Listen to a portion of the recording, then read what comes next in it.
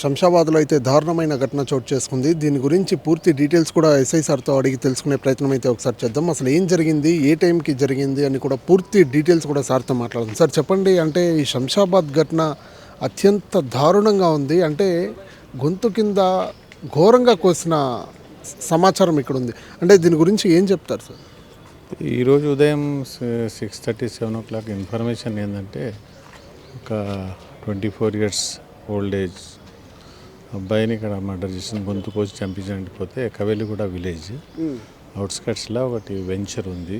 ఆ వెంచర్లో ఉన్నాడంటే వెళ్ళి చూస్తే అతడు వెంకటాపురం మొయినాబాద్ మండల్ నివాసి. తన పేరు జంపుల మహేష్. బేసికలీ వాళ్ళు నాయి బ్రాహ్మణ్స్, బార్బర్ పని చేస్తుండే అక్కడే కవేలిగూడలో. రాత్రి సంఘటన జరిగింది. ఇది దాని వెనుక కారణాలు ఏందో ఇన్వెస్టిగేషన్లో తెలుస్తుంది, తర్వాత తెలుపుతుంది. అంటే దీనికి ముఖ్య కారణం ఏదనుకోవచ్చు సార్? అంటే కంట్లో కారం కొట్టి, లేదంటే తెలిసిన వ్యక్తులే ఈ పని చేశానంటూ కూడా వార్తలు వస్తున్నాయి. ఏం చెప్తారు సార్? ఇది తెలిసిన వ్యక్తులే, అది ఏదో పాత కక్షలు ఉండి చేసినట్టు అనిపిస్తుంది. తర్వాత ఇన్వెస్టిగేషన్ పరిశోధనలో అసలైన కారణం ఏందో, దాని వెనుక ఎవరున్నారో ఆఫీసర్లు బట్టి ఇన్వెస్టిగేషన్ తర్వాత తెలుస్తుంది. అది దాన్ని బట్టి మేము తర్వాత తెలుపుతాం. అది అంటే దీని గురించి చుట్టుపక్కల కానీ సీసీటీవీ ఫుటేజ్ కానీ ఏదైనా లభ్యమైందా? దీని గురించి దుండగులు ఎవరైతే ఉన్నారో వాళ్ళ ఫేసెస్ ఏదైనా ఐడెంటిటీ దొరికిందా? సీసీ ఫుటేజ్ చెక్ చేస్తుండ్రు.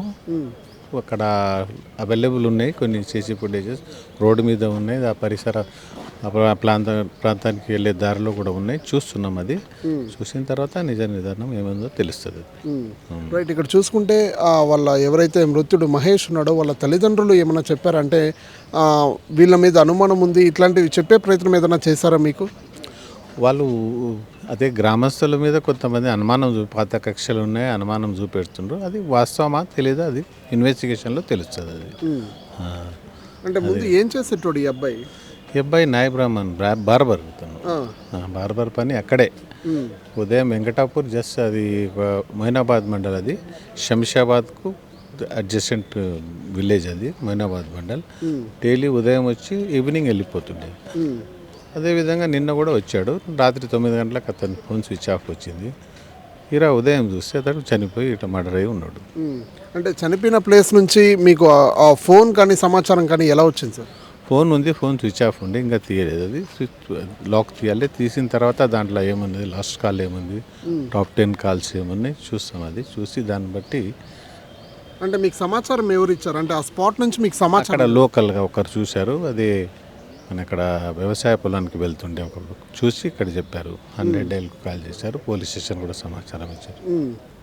అంటే దీని గురించి పూర్తి డీటెయిల్స్ అంటే వాళ్ళ పేరెంట్స్ కానీ ఏమన్నా చెప్పే ప్రయత్నం చేస్తారా మీకు? లేదా ఏదన్నా పాత కక్షలు ఉన్నాయని చెప్తున్నారు. వాస్తవాలు ఇంకా ఇన్వెస్టిగేషన్లో తెలుస్తాయి, పరిశోధనలో తెలుస్తాయి, తర్వాత తెలుపుతుంది. Right. Thank you sir. Thank you. Right. చూస్తున్నాం కదా, ఇది ప్రస్తుత పరిస్థితి. అయితే ఆ ఇన్వెస్టిగేషన్ కొనసాగుతూ ఉంది. పూర్తి డీటెయిల్స్ కూడా ఇంకా రావాల్సి ఉంది. ఇంకా సీసీ కెమెరా ఫుటేజ్ అంటూ కూడా పోలీసులు మొత్తం బృందాలు కూడా డివైడ్ అయ్యి పోలీసులు కూడా విచారిస్తున్నారు. పూర్తి డీటెయిల్స్ కూడా అందిస్తామంటూ కూడా క్లియర్గా చెప్పడం జరిగింది.